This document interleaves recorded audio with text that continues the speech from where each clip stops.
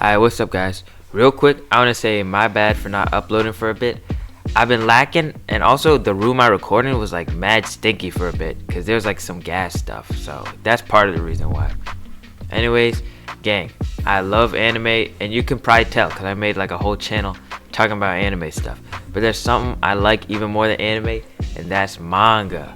Cool OSTs and crazy animation and stuff, those things are nice, but nothing compares to that succulent art that manga gives you.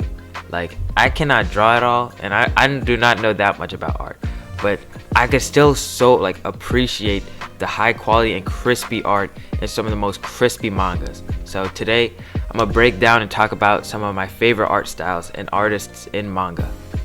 First of all, I gotta give it to my goat Oda, the author of One Piece. He may not always be like the craziest author in terms of art, but he's got so much going for him. First of all, he draws emotions so beautifully. Like, I'm not ashamed to say I cried like multiple times reading One Piece, and I feel like a big part of that is because of the way that Oda draws emotions. It just makes every moment feel so impactful. Like when he draws characters that are sad, it just feels so raw, and it just almost makes you want to cry when there's a meaningful moment of a character and you see them cry, just because, I don't know, that empathy kicks in because it just feels so real. Oda, he's also so good with details. Like, of course, he's been drawing for a while, and he can't always be drawing like insanely detailed panels on every single page. But when he does bless us with those kinds of moments, it's so beautiful. Like, this is best seen when Oda is introducing us to new islands, since he always goes all out to give each island perfect details in these beautiful spreads that he gives us, which show us the unique beauty and traits of each island that we get introduced to and that each island holds. Next, I got Araki, the author of Jojo's Bizarre Adventure. Genuinely, there's not a single author that has an art style as iconic and stand out as Araki. Like, look at those jawlines, bro. Look at those faces. It's like they have a face in their face. If I'm being completely honest, the art style in JoJo's was something that made me want to stay away from the series for a bit before I even started it. But man, I was so wrong, because once you start enjoying this style, it becomes a gift that keeps on giving. Like, the way Araki draws people in general is just so dynamic. We get to see characters like hit these kind of dynamic poses with the famous JoJo poses, and this is just something we generally see throughout the series. Whether the characters are doing some funny stuff, fighting in a battle, or simply approaching each other, they're just never merely existing. They're always bringing life into the story with the way they're drawn.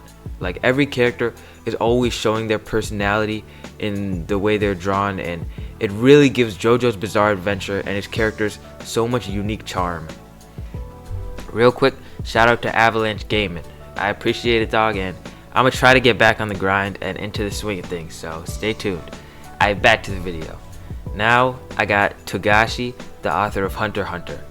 He only has one problem, which is the fact that he's very inconsistent. Like, as most of you guys probably know, Togashi, he has health issues, which has caused some of his art to look less professional and more rough and sketch-like at times. Despite all of this, he still is for sure one of the goats of art. It's not simply quality and the detail in his art that makes it so amazing. But don't get me wrong, because this guy can draw detailed panels like a beast. However, the place where I honestly think that Togashi really shines the most is in his backgrounds. He will draw some already great art, but these pieces of art are emphasized in quality tenfold with the genius backgrounds and creativity he provides in these backgrounds. Like, they make panels feel almost like ethereal and magical, which makes the reading experience of Hunter x Hunter just that much better. Although I prefer Hunter x Hunter, I also gotta give respects to Togashi's art in Yu Yu Hakusho, cause that's also a big time goated series of manga. Next, I got Murata, the author or the artist of One Punch Man. In my opinion, he's clearly and undoubtedly the best artist out of any manga author in terms of pure skill. This guy does everything to degrees that don't even feel humanly possible. Like, look at this, bro. This is a drawing. This is not a real water thing. It's a drawing. But Like, does this not look so real? Like, the details, the switches from squishiness to realism in the series, the insanely beautifully drawn combat moments, and the creativity are just beyond the level of a human, bro. Like, look at this. This is art, by the way, from a fight that got scrapped and replaced by something else. So, his scrapped work is unironically better art than the pinnacle of most entire series. And that just shows how quality of content that Murata is able to consistently put out, and it's just so insane.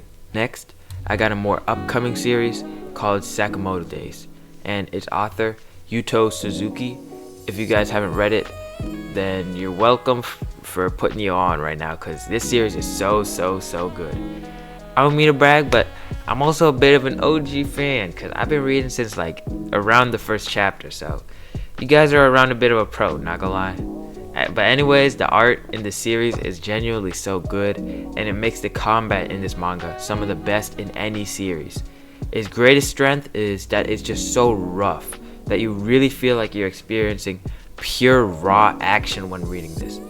Like, Yuto Suzuki is genuinely one of the best authors when it comes to using blurs in his drawing to display speed to the reader, and this makes his drawn fights so captivating and action-packed. On top of that, he's so creative with it and is always coming up with the craziest ideas ever to put into fights, which he always implements amazingly with his art. He's such a good artist and probably the most underrated out of all the guys I've mentioned.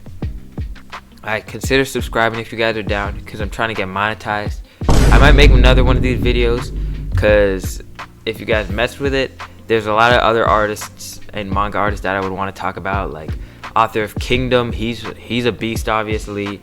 There's a lot of other gods of detail, like the seinen guys like Berserk, Vinland Saga, Vagabond. Those kind of series all have such great art, so I might make another one of these sometimes to talk a little more about art. But that's the video, and see you guys.